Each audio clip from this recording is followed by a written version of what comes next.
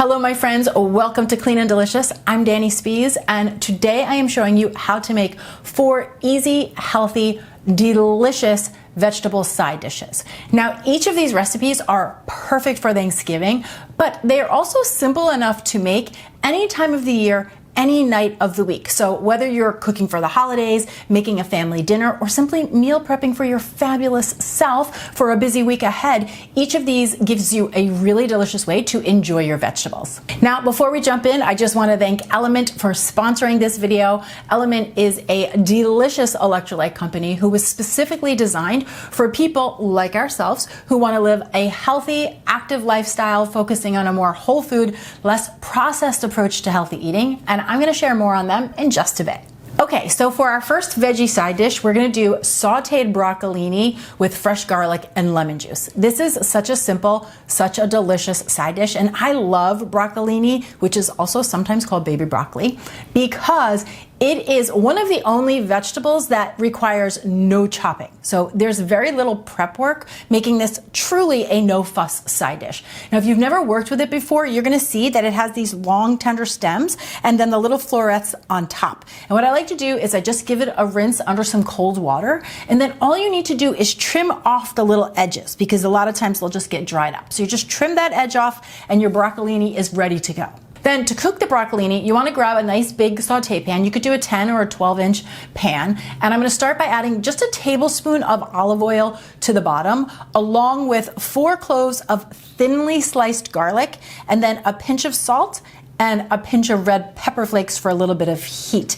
Now you're gonna see that that salt, what it does is it pulls the moisture out of the garlic. So it helps to gently saute the garlic in a way where the garlic begins to soften, but it doesn't get very brown. If you notice that your garlic is starting to get brown, you wanna add a tiny splash of water to the pan, because that will stop it. Because once your garlic browns or burns, then there's no turning back and you have to take it from the top. So I just let that garlic saute for about a minute. You'll see that it's got a nice little sizzle to it, but it hasn't really changed color. That's when I add my broccolini to the pan. Now I have 2 bunches of broccolini, which is about 12 ounces, and I'm gonna season that again with a little bit more sea salt and a little bit of black pepper, and then gently toss the greens with the garlic and the oil until it's lightly coated. And I do wanna say a side note, a lot of times when people are cooking vegetables, they add a ton of oil, and it's really not necessary. If you just take your time, keep rotating this in the pan, you're gonna see that that tablespoon goes a long way. Once the broccolini has a nice light coating of the oil and the garlic, then I'm gonna add a 1/4 cup of water to the pan, and we're gonna pop a lid on for 8 to 10 minutes. And once or twice throughout the cooking process, I'll open it up and toss the broccolini around in the pan. Now this step is really important because this is going to allow the broccolini to soften. If you've ever tried sauteing broccolini before without this step, then you may have noticed that it can turn out very bitter, or it can be kind of tough, and that is not the way it should be. When you cook your broccolini correctly, it is so delicious. It's very tender, and it's mild, and it's sweet, and it has a little bit of a peppery edge to it. Now you're gonna know that your broccolini is ready to go because A, it's going to be tender, and B, the color is gonna turn to a nice, beautiful, bright, vibrant green. So I love to finish this with a couple tablespoons of fresh lemon juice right over the top before serving it up. And then when I serve it up, I love to add a couple of fresh slices of lemon as well. This is such a quick and easy way to make a showstopper side veggie dish. And if you are making for the holidays, it's kind of nice that you don't need any space in the stove. It happens right on the stovetop in 15 minutes. Next up to the party, we are making simply roasted potatoes with carrots and fresh thyme. Now this is another delicious budget-friendly side dish that is very easy to make, but it is special enough to serve on a holiday table, but also like easy enough to do on a Tuesday night. And all you need is a 1 pound of carrots and a 1 pound of small potatoes. Now what I like to do is I preheat the oven to 400 degrees Fahrenheit, and then I'm just gonna give the carrots and the potatoes a good rinse under some cold water. Just wipe off any extra debris or dirt, get them nice and clean. Then for your carrots, you just trim the bottom, trim the top, and then peel off the skin. And then you just want to slice them into round coins. Now you can go straight across, or you can do this on a bias, which is just like a slight diagonal. It's going to taste the same either way, but it just depends on what presentation you prefer. So you want them about that thick. I'd say that's about 1/4 inch. Then for the potatoes, we're going to do the same thing. So I've got small yellow potatoes here. You could do red, you could do purple, use what you have, use what you love. But instead of slicing them in half or in quarters, I'm going to slice them into coins as well. So you want to go for the same amount of thickness, get as close as possible, and they're going to look just like this. Slicing the potatoes and the carrots into the same shape not only is like really pretty when you serve it, but it helps them to cook at the same pace. From here, I'm gonna get the potatoes and the carrots into a nice big bowl. I'm gonna drizzle 1 tablespoon of olive oil over the top. I promise you really do not need more than that. And then a little bit of black pepper, and I have a few sprigs of fresh thyme. This could also be rosemary that I like to get in there as well. And then I'm gonna gently toss this all together. Now you're gonna notice that I didn't add any salt to that, and that is because I highly recommend that you do not salt your potatoes before roasting, right? Roasting is a high heat, dry cooking method. And if you sprinkle your potatoes with salt, that salt's gonna start to pull the moisture out of the potatoes, and then they don't get as brown and crispy. So you wanna get your carrots and your potatoes onto a rimmed baking sheet. We've got them seasoned with the thyme and the black pepper, and then we are going to salt them after they come out of the oven.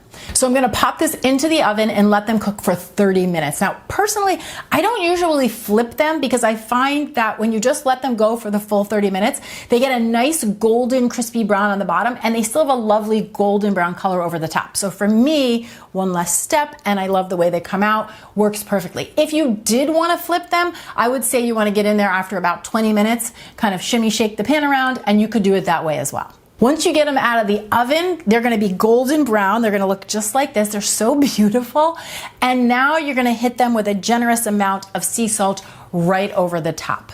Again, this is a super simple dish. It is a beautiful vegetable side that could go with so many main meals, and it's also perfect for meal prep. So you can fit this recipe in so many different ways. Now, I don't like to pick favorites, but I think that the next veggie side dish is my favorite. It is a cinnamon spice roasted kabocha squash with a rosemary maple butter. My friends, it is so simple, but it is so good. But before I jump into the details of that recipe, I just want to share a little bit more about today's sponsor, LMNT. LMNT is my go-to favorite electrolyte company that I lean on a daily basis to feel hydrated and energized. Each packet contains a science-based balance of sodium, potassium, and magnesium. These are 3 key electrolytes that are going to help you feel hydrated, energized, and functioning at your best. From muscle performance to having a great night's sleep, electrolytes can really help to support you. Now, a lot of people don't realize it, but common signs of electrolyte imbalance include headaches, fatigue, sleeplessness, and muscle cramps. I always add LMNT electrolytes to my water, whether I'm going to the gym for a workout or if I'm going on a long walk or going on a hike. I just feel better when I'm drinking the water with electrolytes versus just drinking plain water. I know I've mentioned this before, but I just think it's so interesting that when I drink the water with electrolytes, it's literally like I can feel it entering my cells. It's like a strange description, but this is what happens. It's like I feel hydrated. And not only do I feel really good when I drink it, but I really look forward to drinking it because they have so many delicious flavors. They have grapefruit, raspberry, watermelon, citrus, orange. They even have unflavored. And as the weather gets cooler, I love to turn to their chocolate flavors because you can add them to a little bit of hot water or to a little bit of hot milk or even to a cup of coffee. And you get this like warm chocolatey drink that mimics hot chocolate or a mocha. And the fabulous news is that right now, LMNT is offering everybody in the Clean and Delicious community a free sample pack with any order. So you're gonna get 8 single serving packets. You get 2 each of their fan favorite flavors in this package with anything you order. So you're gonna get an opportunity to try all of the flavors yourself, and you can determine which is your favorite. Now, to get yours, simply visit drinklmnt.com/Danny Spies. So that's DRINKLMNT.com Danny Spies, and I'm gonna leave that link for you down in the description box as well. Okay, on to I'm not picking favorites, but I think this might be my favorite vegetable side dish, okay? This is a cinnamon spiced kabocha squash with a rosemary maple butter. We're gonna start by preheating the oven to 425 degrees Fahrenheit. And I have a rimmed baking sheet here, and I'm gonna drizzle just a little bit of olive oil on it. And then with a paper towel, I'm just gonna spread it around to create a light coating. You could also do some cooking spray here. This is just because we don't use a ton of oil on the vegetables, and I wanna make sure the kabocha doesn't stick to the pan. Now, if you're not familiar with kabocha squash, it's a Japanese pumpkin that has a sweet, nutty, winter squash type of flavor. Think something like a crossroad between a sweet potato and butternut squash, but it has this like rich chestnut-like sweetness. I love kabocha squash. That's honestly an understatement. I'm slightly obsessed with it. I make it all of the time. Not only is it insanely delicious, but it's high in fiber and it's lower in both calories and carbohydrates than butternut squash and sweet potatoes. So if you like high volume meals that are lower in calories, kabocha is a fantastic vegetable to add to your diet. Now, to prep the squash, I do like to give it a rinse under some cold water to start because we eat the skin. So we're just gonna give it a little rinse, make sure she didn't roll around on the floor at the grocery store. And then the hardest part of this is cutting the squash in half. So what you wanna do is you wanna get your biggest, heaviest, sharpest knife, and you're gonna wedge it into that squash. I like to kind of rock it back and forth a bit, then you wanna get your weight over it, and you're just gonna work your way into the squash. If I can really wedge it in there, sometimes I'll just use the weight of the squash and give it a bang or two, and that also helps to get the squash open. If that is an intimidating step to you, a lot of times at the grocery store, you can find them already cut in half and like wrapped in plastic wrap. So that's something to look for at the grocery store. And some grocery stores, just as a side note, if you ask, they will cut it in half for you in the back. So inside tip, you can ask that at some grocery stores. Okay, so once you have it open, you want to remove the seeds and any of this like stringy membrane that you see on the inside. Really, you're doing the same exact thing you would be doing if you were working with a pumpkin or any other variety of winter squash. Then I take one of the halves, I lay it flat side down, and from here I kind of cut it the way I would if I was working with a cantaloupe. So I cut it into wedges, and then I just lay it down and then right into bite-sized chunks. I'll get all of that into a nice big bowl, and then I'm gonna season this again with 1 tablespoon of olive oil, a little goes a long way, a teaspoon, maybe a heaping teaspoon of cinnamon, and then a fat pinch of sea salt. And yes, I know I just told you that I don't like to salt my potatoes before I roast them, but kabocha squash is a lot drier, so it doesn't really pull a lot of liquid, so I don't mind salting the kabocha before it goes into the oven. Gently toss this all together, get all of that cinnamon and the salt and the oil lightly coated on all of your squash.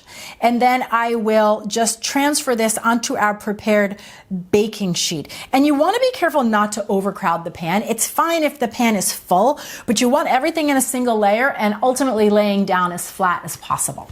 All right, so this is going into our 425 degree oven for 30 minutes. Again, I don't usually flip the squash. If you like to, you are welcome to do that. I would do that at about the 20-minute mark, but I usually just let it go the whole time on one side. Now, while that's cooking, we are gonna make the like holiday wow factor for this dish. Let me just say, simple roasted kabocha squash, just like this, the cinnamon, the salt, delicious, or if you wanted to do like garlic powder or curry powder, all of that is delicious and very simple. But for the holidays, we're gonna make this maple butter with fresh rosemary. It's so good, it's so easy. So first, you're gonna chop your fresh rosemary. If you've never worked with it before, all you're doing is taking a sprig of rosemary, you're pulling these little pine-looking leaves down and away, and then just take your knife and keep on chopping until you've got them nice and fine.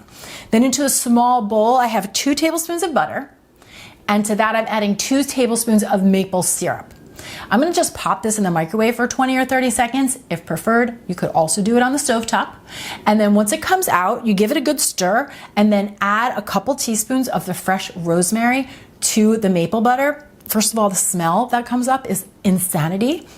But secondly, this on the squash, just trust me.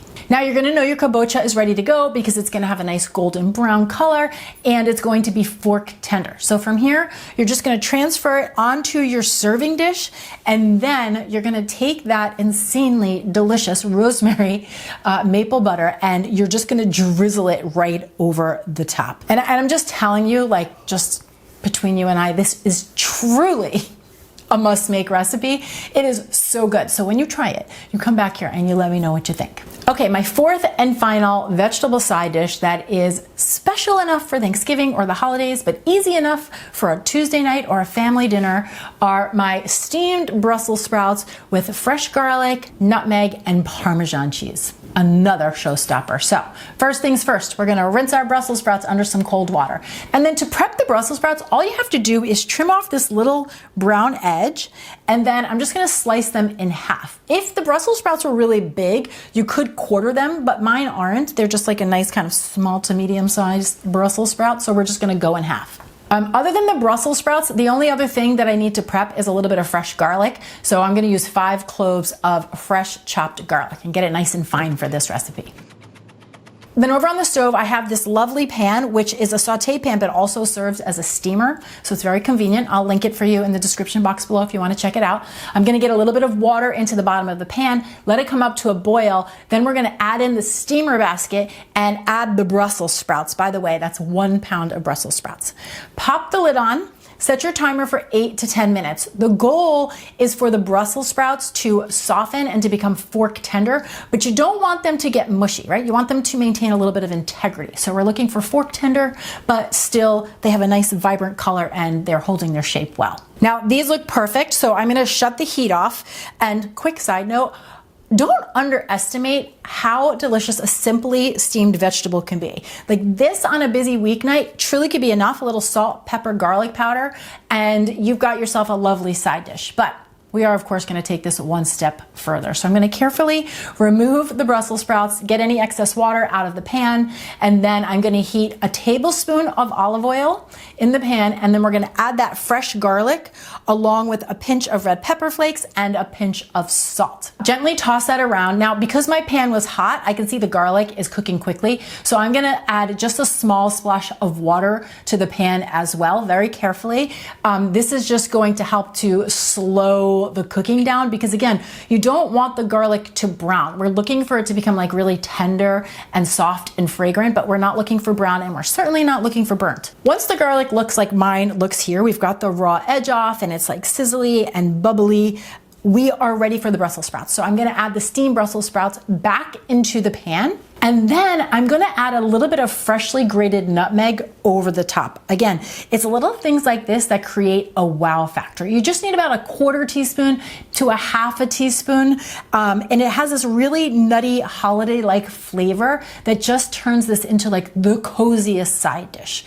So get that in there, a little bit more salt, a little bit of black pepper. I'm gonna gently toss this together until everything has light coating.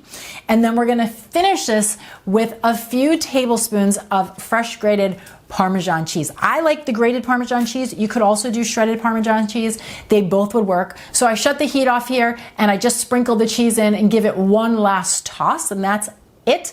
This side dish is ready to go. Of course, right before serving, you want to give it one extra sprinkle of parm over the top, and if you like heat, an extra sprinkle of the red pepper flakes. This is another simple vegetable side dish that delivers so much flavor, and if you or anybody you know, anybody in the family, thinks they don't like Brussels sprouts, just do me a favor and just try this recipe. Just give it a try and then come back and report and let me know. Did we change your mind? Did we make you a Brussels sprout believer? Because I'm telling you, it is just that good. As always, I want to thank you for watching this video. If you enjoy recipes like this, take a moment to like the video and subscribe to the channel. And thank you again to LMNT for sponsoring this video. I'm gonna see you guys back here next week with some more clean and deliciousness.